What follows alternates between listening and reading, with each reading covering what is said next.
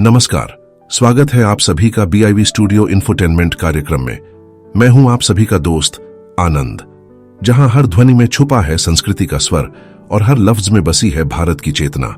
यहां हर प्रस्तुति यहां होती है कुछ नई, कुछ खास, एकदम दमदार। यहां कहानियां सिर्फ सुनाई नहीं जाती, महसूस की जाती है। यहां कविता सिर्फ कागज पर नहीं गूंजती, बल्कि दिलों में धड़कती है। यहां हर विचार, हर रचना, हर अभिव्यक्ति बनती है एक नया प्रकाश। बाल मन की कल्पनाएं हो या जीवन की सच्चाइयां, प्रेम की कोमलता हो या सत्य की कठोरता, इतिहास से वर्तमान तक का पूरा सफर कलम के सौदागरों के साथ। और जानेंगे देश दुनिया के उन खास लेखकों की रचना को जिन्होंने बदल दी मनोरंजन की दुनिया की तस्वीर। तो चलिए खोलते हैं मनोरंजन का पिटारा और सुनते हैं कुछ खास। तो आइए साहित्य और मनोरंजन की इस अद्भुत यात्रा में हमारे साथ चलिए, सिर्फ और सिर्फ BIV studio infotainment YouTube channel पर। तो आज हम लाए हैं आपके लिए लेखक मुंशी प्रेमचंद द्वारा लिखित कहानी मुक्ति मार्ग। तो सबसे पहले सुनेंगे कहानी का सारांश और फिर होगा कहानी का विस्तार। तो आइए सुनते हैं लेखक मुंशी प्रेमचंद द्वारा लिखित कहानी मुक्ति मार्ग का सारांश। कहानी मुक्ति मार्ग, लेखक मुंशी प्रेमचंद। प्रस्तुत है कहानी का सारांश। झींगुर। कहानी दो ग्रामीण पात्रों, झींगुर किसान और बुद्धू गडरिया की आपसी ईर्ष्या, टकराव और अंत में आत्मस्वीकृति की कहानी है। झींगुर को अपने ऊख के खेत पर घमंड होता है। एक दिन बुद्धू अपनी भेड़ों को झींगुर के खेत के किनारे से ले जाता है, जिससे झींगुर नाराज होकर भेड़ों को पीट देता है। उसी रात झींगुर का ऊख का खेत जल जाता है और गांव के लोग मानते हैं कि यह बुद्धू का बदला है। बदले की भावना से झींगुर एक षड्यंत्र रचता है और बुद्धू पर गोहत्या का झूठा आरोप लगवा देता है, जिससे बुद्धू को समाज से बहिष्कार और तीर्थ यात्रा का कठोर दंड भुगतना पड़ता है। दोनों पात्र धीरे धीरे निर्धन हो जाते हैं और अंततः एक ही निर्माण स्थल पर मजदूरी करते हुए मिलते हैं। रात को रोटियां सेंकते हुए दोनों अपने अपने अपराध स्वीकार करते हैं। बुद्धू कहता है, मैंने ऊख में आग लगाई थी। झींगुर कहता है, मैंने ही बछिया बांधी थी। फिर दोनों शांति से सो जाते हैं। तो अभी आपने सुनी लेखक मुंशी प्रेमचंद द्वारा लिखित कहानी मुक्ति मार्ग का सारांश। और अब कहानी विस्तार से। तो आइए सुनते हैं कहानी मुक्ति मार्ग। सिपाही को अपनी लाल पगड़ी पर, सुंदरी को अपने गहनों पर और वैद्य को अपने सामने बैठे हुए रोगियों पर जो घमंड होता है, वही किसान को अपने खेतों को लहराते हुए देखकर होता है। झींगुर अपने ऊख के खेतों को देखता तो उस पर नशा सा छा जाता। 3 बीघे ऊख थी, इसके 600 रुपए तो अनायास ही मिल जाएंगे। और जो कहीं भगवान ने दाढ़ी तेज कर दी तो फिर क्या पूछना, दोनों बैल बुढ़े हो गए। अब की नई गोई बटेसर के मेले से ले आएगा। कहीं 2 बीघे खेत और मिल गए तो लिखा लेगा। रुपए की क्या चिंता। बनिए अभी से उसकी खुशामद करने लगे थे। ऐसा कोई न था जिससे उसने गांव में लड़ाई न की हो। वह अपने आगे किसी को कुछ समझता ही न था। एक दिन संध्या के समय वह अपने बेटे को गोद में लिए मटर की फलियां तोड़ रहा था। इतने में उसे भेड़ों का एक झुंड अपनी तरफ आता दिखाई दिया। वह अपने मन में कहने लगा, इधर से भेड़ों के निकलने का रास्ता न था। क्या खेत की मेंढ पर से भेड़ों का झुंड नहीं जा सकता था? भेड़ों को इधर से लाने की क्या जरूरत? ये खेत को कुचलेंगी, चरेंगी। इसका डाउन कौन देगा? मालूम होता है बुद्धू गडेरिया है। बचा को घमंड हो गया है, तभी तो खेतों के बीच से भेड़ें लिए चला आता है। जरा इसकी ढिठाई तो देखो। देख रहा है कि मैं खड़ा हूं, फिर भी भेड़ों को लौटाता नहीं। कौन मेरे साथ कभी रियायत की है कि मैं इसकी मुरावत करूं? अभी एक भेड़ा मोल मांगूं तो 5 ही रुपए सुनावेगा। सारी दुनिया में 4 रुपए के कंबल बिकते हैं, पर यह 5 रुपए से नीचे की बात नहीं करता। इतने में भेड़ें खेत के पास आ गई। झींगुर ने ललकार कर कहा, अरे ये भेड़ कहां लिए आते हो? बुद्धू नम्र भाव से बोला, मैं तो डाउंड पर से निकल जाएंगी। घूमकर जाऊंगा तो कोस भर का चक्कर पड़ेगा। झींगुर, तो तुम्हारा चक्कर बचाने के लिए मैं अपने खेत क्यों कुचलवाऊं? डाउंड ही पर से ले जाना है तो और खेतों के डाउंड से क्यों नहीं ले गए? क्या मुझे कोई चूहड़ चमार समझ लिया है या धन का घमंड हो गया है? लौटाओ इनको। बुद्धू, महतो, आज निकल जाने दो, फिर कभी इधर से आऊं तो जो सजा चाहे देना। झींगुर, कह दिया कि लौटाओ इन्हें। अगर एक भेड़ भी मेड़ पर आई तो समझ लो तुम्हारी खैर नहीं। बुद्धू, महतो, अगर तुम्हारी एक बैल भी किसी भेड़ के पैरों तले आ जाए तो मुझे बैठाकर 100 गालियां देना। बुद्धू बातें तो बड़ी नम्रता से कर रहा था, किंतु लौटाने में अपनी हेठी समझता था। उसने मन में सोचा, इसी तरह जरा धमकियों पर भेड़ों को लौटाने लगा तो फिर मैं भेड़ें चरा चुका। आज लौट जाऊं तो कल को कहीं निकलने का रास्ता ही न मिलेगा। सभी रोब जमाने लगेंगे। बुद्धू भी बूढ़ा आदमी था। 12 कोड़ी भेड़ें थीं। उन्हें खेतों में बिठाने के लिए फी रात 8 आने कोड़ी मजदूरी मिलती थी। इसके उपरांत दूध बेचता था, ऊन के कंबल बनाता था। सोचने लगा, इतने गर्म हो रहे हैं, मेरा कर ही क्या लेंगे, कुछ इनका दबैल तो हूं नहीं। भेड़ों ने जो हरी हरी पत्तियां देखी तो अधीर हो गईं, खेत में घुस पड़ी।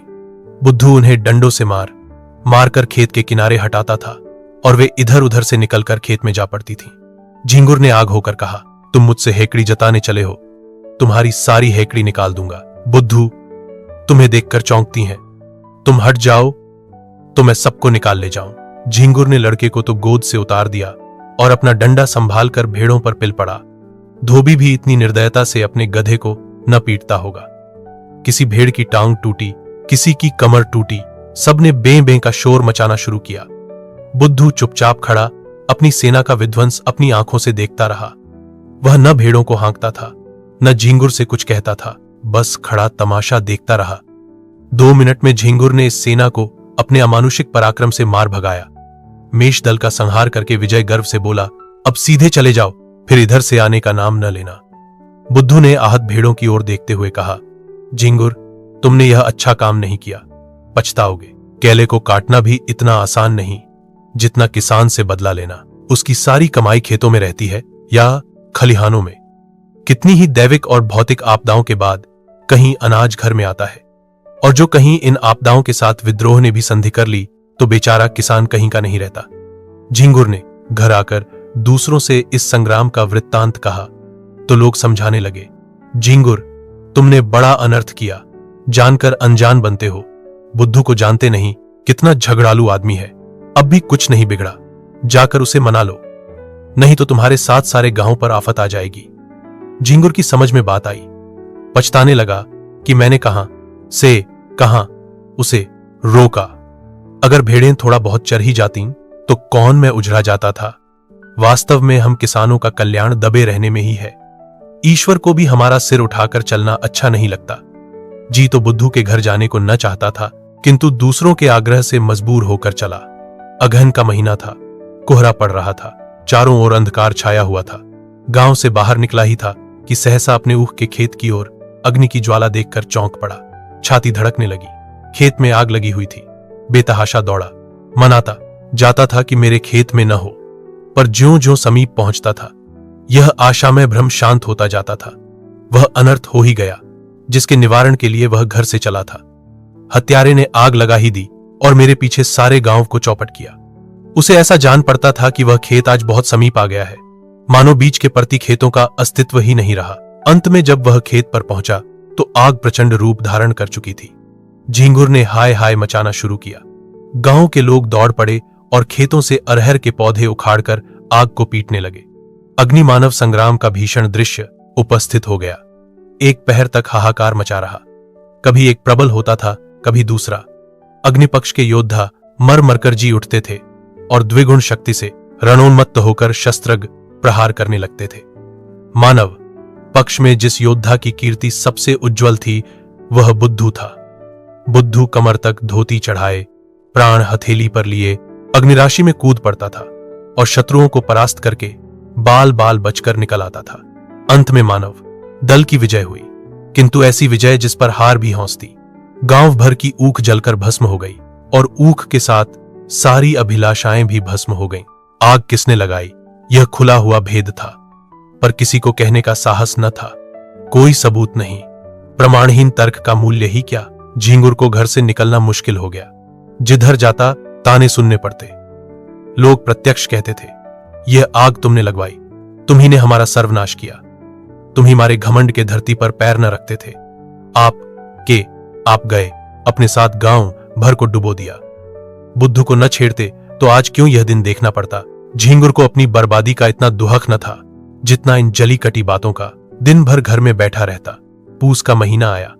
जहां सारी रात कोल्हू चला करते थे। गुड़ की सुगंध उड़ती रहती थी, भट्ठियां जलती रहती थीं और लोग भट्ठियों के सामने बैठे हुक्का पिया करते थे। वहां सन्नाटा छाया हुआ था। ठंड के मारे लोग सांझ ही से किवाड़े बंद करके पड़ रहे थे और झींगुर को कोसते। माघ और भी कष्टदायक था। ऊख केवल धनदाता ही नहीं, किसानों का जीवनदाता भी है। उसी के सहारे किसानों का झाड़ा कटता है, गर्म रस पीते हैं, ऊख की पत्तियां तापते हैं, उसके अगोड़े पशुओं को खिलाते हैं। गांव के सारे कुत्ते जो रात को भट्ठियों की राख में सोया करते थे, ठंड से मर गए। कितने ही जानवर चारे के अभाव से चल बसे। शीत का प्रकोप हुआ और सारा गांव खांसी बुखार में ग्रस्त हो गया। और यह सारी विपत्ति झींगुर की करनी थी। अभागे हत्यारे झींगुर की। झींगुर ने सोचते सोचते निश्चय किया कि बुद्धू की दशा भी अपनी ही सी बनाऊंगा। उसके कारण मेरा सर्वनाश हो गया और चैन की बंशी बजा रहा है। मैं भी उसका सर्वनाश करूंगा। जिस दिन इस घातक कलह का बीजारोपण हुआ, उसी दिन से बुद्धू ने इधर आना छोड़ दिया था। साथियों, अगर आपको यह कार्यक्रम पसंद आ रहा है तो आप हमारे चैनल को जल्दी से लाइक और सब्सक्राइब कर दीजिए। आपके लाइक और सब्सक्राइब से हमें बहुत हिम्मत मिलती है। तो BIV studio infotainment YouTube channel को लाइक और सब्सक्राइब करते रहें। हम आपको इसी तरह मनोरंजन से भरपूर रोचक साहित्य सुनाते रहेंगे। तो साथियों, आगे बढ़ते हैं और सुनते हैं कार्यक्रम का शेष भाग। झींगुर ने उससे रब्द जब्द बढ़ाना शुरू किया।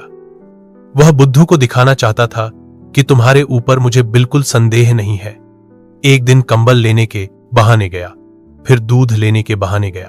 बुद्धू उसका खूब आदर सत्कार करता। चिलम तो आदमी दुश्मन को भी पिला देता है, वह उसे बिना दूध और शरबत पिलाए न आने देता। झींगुर आजकल एक सन लपेटने वाली कल में मजदूरी करने जाया करता था। बहुधा कई कई दिनों की मजदूरी इकट्ठी मिलती थी। बुद्धू ही की तत्परता से झींगुर का रोजाना खर्च चलता था। अतएव झींगुर ने खूब रब्त जब्त बढ़ा लिया।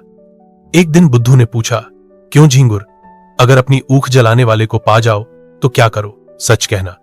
झींगुर ने गंभीर भाव से कहा, मैं उससे कहूं, भैया तुमने जो कुछ किया बहुत अच्छा किया, मेरा घमंड तोड़ दिया, मुझे आदमी बना दिया। बुद्धू, मैं जो तुम्हारी जगह होता तो बिना उसका घर जलाए न मानता। झींगुर, 4 दिन की जिंदगानी में बैर विरोध बढ़ाने से क्या फायदा है, मैं तो बर्बाद हुआ ही, अब उसे बर्बाद करके क्या पाऊंगा। बुद्धू, बस यही आदमी का धर्म है। पर भाई, क्रोध के बस में होकर बुद्धि उल्टी हो जाती है। फागुन का महीना था।